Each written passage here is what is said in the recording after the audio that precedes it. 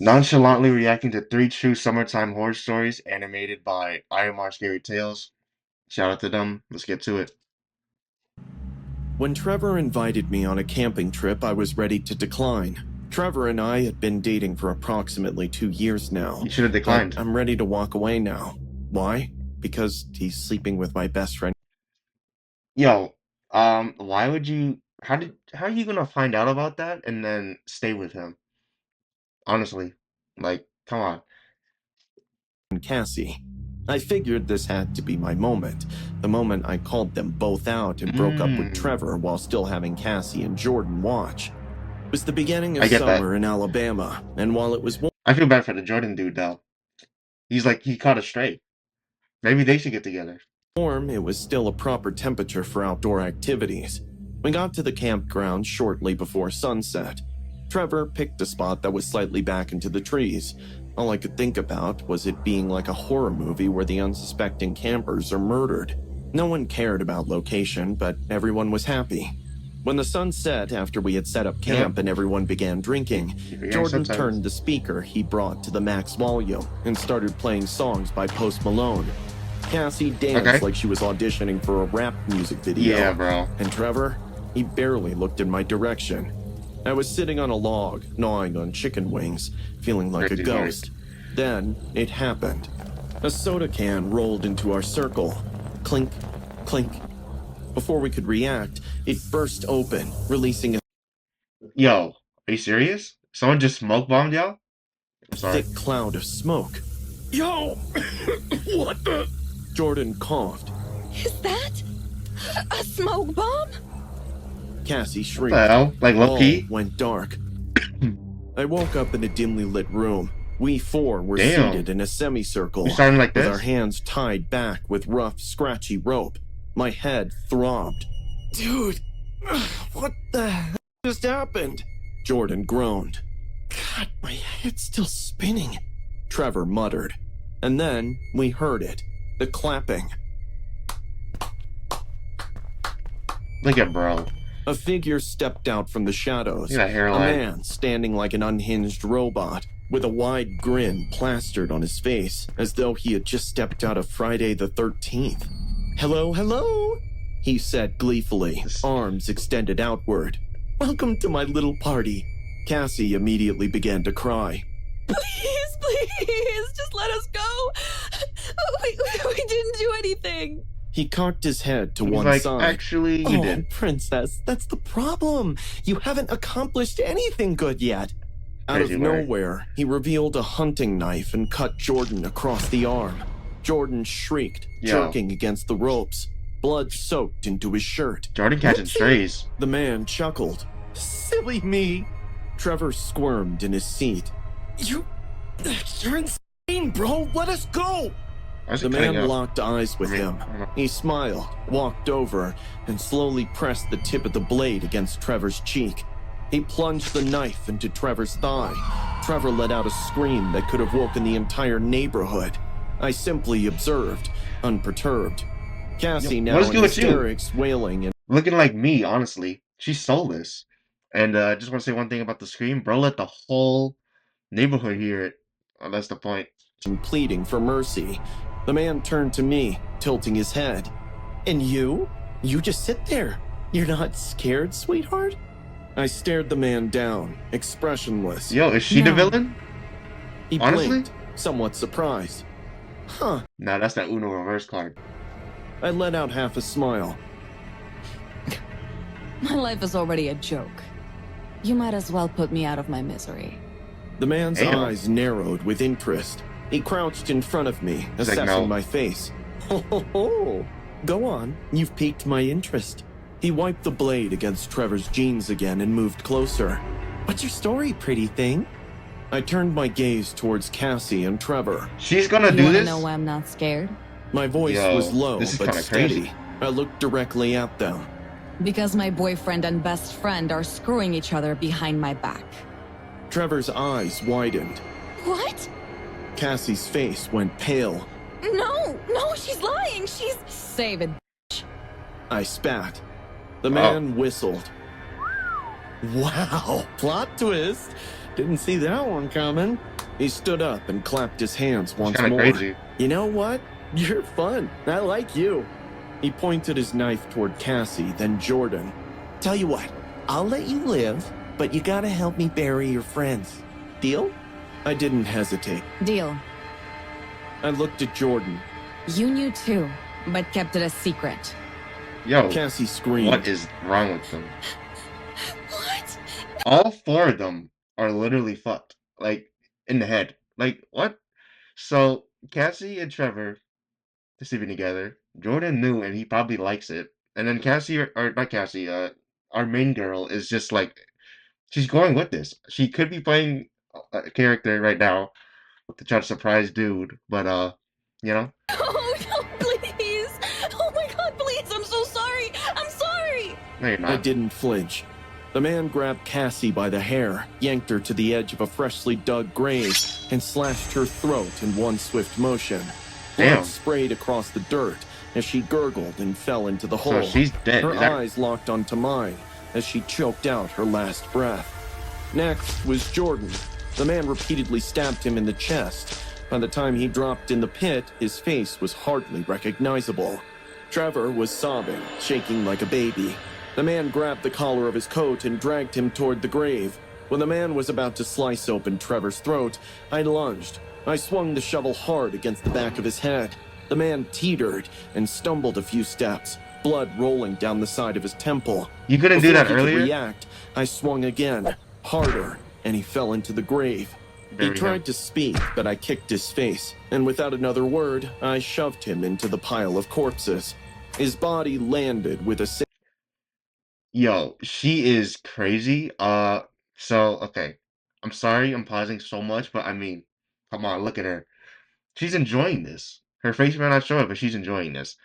But why couldn't she have done that earlier? Or honestly, at this point, just waited until he killed Trevor and then do it. Like, sickening crunch. she's a I serial grabbed killer. the shovel and started throwing dirt in the hole. Trevor, still shaking, stared at me wide-eyed. You saved me. I didn't say anything. She's like, no, I- you're joining him. Oh, God, I'm so sorry, babe. I swear, I'll never hurt you again. You saved my life. He was holding on to me and sobbing into my shoulder. A few minutes later, the cops arrived, and Trevor was still crying while he gave them his statement. I was sitting on the tailgate of the Yo. ambulance, ensconced in a blanket and She's- sipping from a she's water crazy. bottle. Trevor I like dialed that. his parents, still in shock. We barely made it out alive. Trevor, He a bitch. wept. As the paramedics tended to him, I turned to the camera the officers were setting up for the press. My lips curled into a smile. It's not easy fooling a hitman. I whispered, my voice barely above a breath. I let out a dark chuckle. But I passed with flying colors. What, bro? What? Yo, a hitman? So she just wanted to kill her friends. So she's the villain.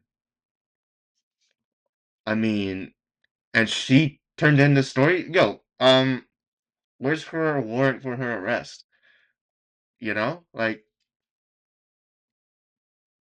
hey man, she got it though. She got it.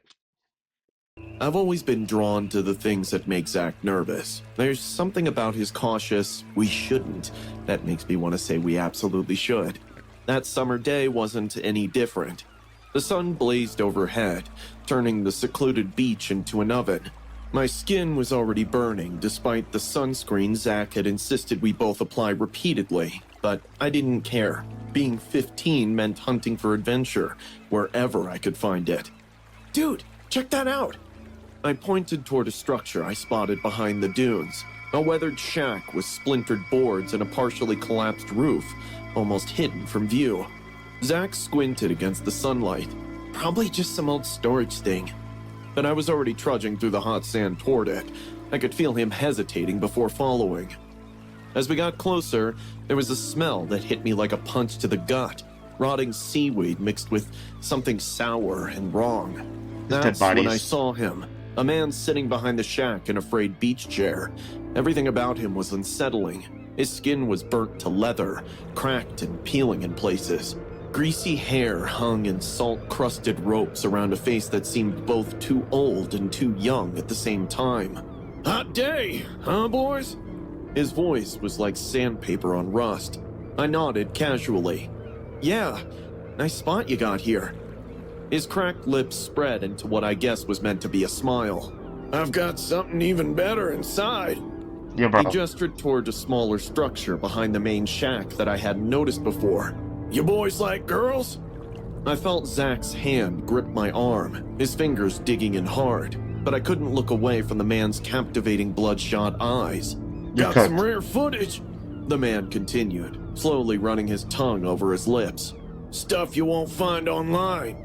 Yeah. Let's check it out, I whispered to Zach You're as I followed the man toward the You're smaller a gooner, hut. bro. The moment I stepped inside, I knew I'd made a terrible mistake. Yeah. The air was thick and rancid, like Is it worth breathing it? through a dirty sponge. Alright, not. Look at Faded bro. posters covered the walls, girls in bikinis, but their eyes looked wrong, vacant, terrified. Make yourselves comfortable, Those are the real man bodies. said, gesturing to two metal We already folding know. chairs We facing already a know. yellowed projector screen. My heart hammered in my chest, but my stupid pride wouldn't let me back out now. Yeah, bro. I sat down, feeling Zach reluctantly do the same behind me. The man switched on an ancient VCR, and grainy Ancient. footage flickered to life on the screen. It started innocently enough, young women laughing on a beach, splashing in waves. But the camera movements felt invasive, lingering too long, zooming in when they weren't looking. Then, the footage cut abruptly. The same women were now in a dark room, blindfolded and gagged, their makeup streaked with tears. As soon as I see that cut, I'm running out the door. If I was Zach, I'm doing that. I don't care about bro. Leave him. He's the one that put us in this situation in the first place. My throat closed up. The next scene showed a room with plastic sheets covering the walls. One of the girls was dragged in, thrashing wildly. Turn it off. How did he get all three of them? Like, he must have drugged them, honestly. He must have offered them drinks. But, like, you know, is this that type of beach? And bro thinks he's Dexter with the plastic room. You know what I mean? I abruptly stood up, disgusted. The man chuckled, a sound like gravel shifting, and paused the video. He leaned forward until I could smell his breath. Why? We're just getting to the good part. He reached for a shelf and picked up what looked like a blood-stained hair scrunchie, bringing it to his nose with a contented sigh. You know what makes this so special? He asked, his eyes never leaving mine. I was the cameraman, director, and sometimes the actor. My gaze dropped to the floor. What I thought were rust stains suddenly looked different, darker, deliberate. Zach bolted for the door, and this time, I was right behind him. But the man moved with impossible speed, blocking our exit. His face transformed completely. Literally The casual impossible. friendliness was replaced by starvation. Where you running, kid? You haven't even seen my collection. He flicked open a fishing knife and slowly scraped it across a wooden table, creating a sound that made my teeth ache. It's always fun, he continued, taking a step towards us. They wander in here, looking for adventure, giddy to see my collection, but objected when I insisted they starve them. Then he lunged, grabbed me by the collar, and yanked me close. I could smell the salt and rot on his skin as he pressed the blade against my throat. I kicked him hard in the chest, breaking free from his grip. We shoved past him and sprinted toward the exit, but he recovered quickly, tackling me. Zach hurriedly grabbed a metal pole from the pile of junk and swung it with everything he had. It connected with the man's wrist with a sickening crack, and the knife clattered to the floor. Grab it and We stab tore it. through the hut, searching frantically for another way out. The man rose slowly behind us, blood dripping between his fingers, his face twisted in rage. You're part of the collection, he sneered. You can't Come on, leave. man. Suddenly, I spotted a rusted flare gun. Oh, yeah. My hand shook violently as I aimed and pulled the trigger. The flare struck his shoulder, igniting his shirt. He screamed, stumbling into a stack of wooden crates and knocking over a lit candle. The shack ignited in seconds. We burst through the door, choking on smoke, and ran until our lungs burned. A lifeguard spotted us and rushed over. Between gasps for air, we explained about the man, the videos, and the attack. The lifeguard radioed for help, and we ran Look back at toward the bro. burning shack. Bro thinks But he's when we chill. arrived, there was nothing. No fire, no smoke. The hut stood empty. No projector, no blood-stained floor, no tapes, just bare shelves covered in dust. Boys, looking for trouble? The lifeguard's eyes narrowed. I exchanged a horrified glance with Zach. But we were just in there, I cried. Let's get away. Zach put a shivering hand on my shoulder. Maybe the heat just got in our heads. There is no way. So that dude is definitely it's a spirit. It gotta be, but it's literally impossible for bro to do what he did in that short amount of time. Unless maybe like 30 minutes passed somehow. If it did, then I guess I understand it. But like, how did the fire stop? You know? But back to when they were in the shed. It's like it's 2-on-1, man. I know, he's strong and fast, but like it's 2-on-1. And then also, when he dropped the knife, why don't you pick it up? That's what I don't get about these things. Everything. Like you make the guy drop their weapon, why don't you pick it up and use it on him? Whatever. Back to story 3. The air at Camp I Redwood would do it Lake though. hung thick with humidity that night, pressing down on my skin like a damp blanket. Everyone was asleep in their cabins, but my best friend Brian had that mischievous glint in his eye, the one that always meant trouble. Come on, Steven. Let's just see if the girls are still awake. He chuckled. The wooden floorboards creaked beneath us as we slipped on our shoes. You just want to see Madison in her PJs. Again I with the teased, girls. trying to mask my nervousness with a smirk. We slipped out the cabin window rather than risk the squeaky door, landing softly on pine needles. The night smelled of campfire ash and the earthy scent of the lake. Crickets chirped in rhythm with our footsteps as we crept through the woods. The girls' cabin was visible through the trees when Brian suddenly grabbed my arm, his fingers digging into my skin.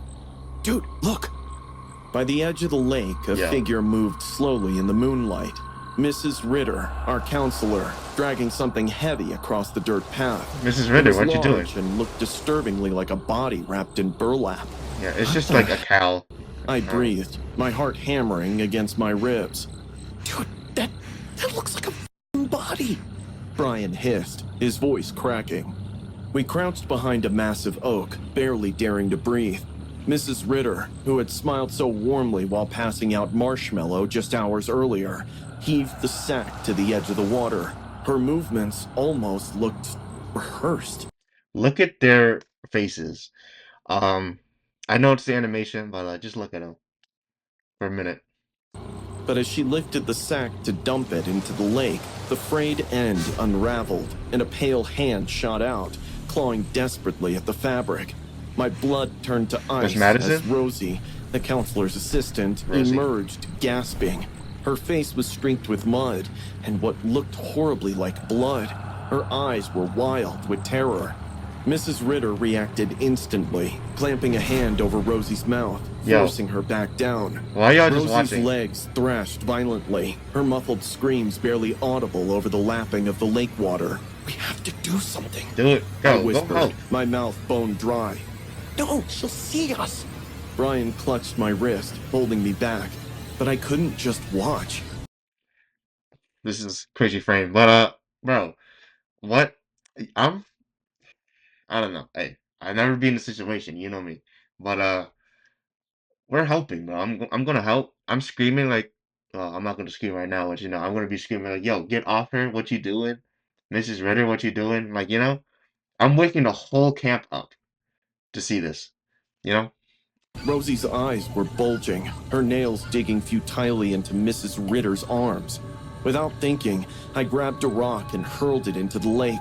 The splash echoed across the water. Mrs. Ritter's head snapped up, her eyes narrowed as she scanned the tree line. Meanwhile, Rosie collapsed into the mud and coughed violently. But Mrs. Ritter spotted us, just a shadow of movement, but enough. She rose slowly, her voice unnervingly calm as she tilted her head and chuckled. You shouldn't have been here, boys. I didn't want to kill Rosie. I swear, I didn't. But she made me do it. She made me. The next thing, she lunged towards our hiding spot as we bolted, crashing through the underbrush. "The security exit! Mr. Blake's cabin!" Brian shouted over his shoulder. I could hear Mrs. Ritter behind us, closing in with that's kinda unnatural crazy. speed, asking us to stop. Ahead, Ritter. the woods were a blur of shadows and branches that whipped across my face. We had nearly made it, when suddenly, Brian's foot caught on a root, and he went down hard. Brian's "Get foot. up!" I screamed, turning back. Before Brian could scramble to his feet, Mrs. Ritter was on him, bringing a rock down on his head with a sickening crunch. He crumpled instantly. I froze. A mistake. Something slammed into the back of my skull, and the world went dark. I awoke to throbbing pain, dirt in my mouth, and my just stood hands still bound and tightly took behind it? my back. Brian lay opposite me, blood matting his hair, his eyes glazed but open. Brian dead. Nearby, Mrs. Ritter was Yeah. digging, the shovel rhythmically biting into the earth. She was humming something that nearly sounded like a lullaby. You know, She said conversationally, not looking up from her work. I didn't want to hurt anyone. She stabbed the shovel into the dirt Then why and did you- turned to why us, did you hurt her her? eyes wild and bloodshot. But Rosie had it coming. She seduced my husband. I gave that girl everything. A job, a place here. And she threw it in my face, Steven. I mean, look at you though. Just couldn't leave her alive. Mrs. Ritter knelt before me. How are you gonna explain I'm this? sorry.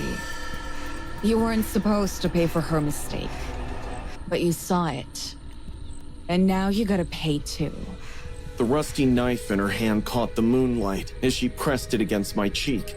I felt warm blood trickle down my face. My eyes darted How are you gonna frantically, explain this? Like, that's searching what for I'm something, wondering. It's like, oh, they just anything. left. Then I spotted it. Brian's pocket knife, half buried in the dirt where he'd fallen. "Please," I whimpered, slowly inching toward the knife. "Please, I don't want to die." It'll be over soon, sweetheart. My fingers closed around the knife handle. One swift cut and the rope gave way. Without hesitation, I lunged at Mrs. Ritter, tackling her from behind. She screamed as we hit the ground, but I slammed her face into the dirt, momentarily stunning her. "Run!" I yelled, cutting Brian's bonds. Wait, Brian's We alive? staggered through the I thought Brian was dead. I was like, who's he screaming run to? woods, branches slashing at our faces. Behind us, Mrs. Ritter's animalistic screams echoed through the trees as she chased, closing the distance with terrifying speed. The lights of Mr. Blake's cabin appeared ahead, salvation just yards away. But Mrs. Ritter caught Brian's ankle, yanking him down. Without thinking, I grabbed a metal lantern from the porch and swung it with everything I had. It Yeah. hit her face Damn. hard. Glass Brian shattered, deserved everything. slicing her cheek open. keeps getting Her caught. howl of pain was cut short as the cabin door flew open, and Mr. Blake stepped Yeah. out, wide-eyed at the massacre. "What the hell is going on?" We screamed it's not for fun, help man. as he tackled Mrs. Ritter, pinning her thrashing body to the ground until the police arrived. That's crazy. At dawn, paramedics confirmed Rosie had survived, beaten, traumatized, but alive. Brian and I Okay. sat wrapped in shock blankets, our hands still trembling uncontrollably. Rosie, her throat bruised and breathing labored, reached weakly for my hand. You saved me. She whispered, her voice barely audible.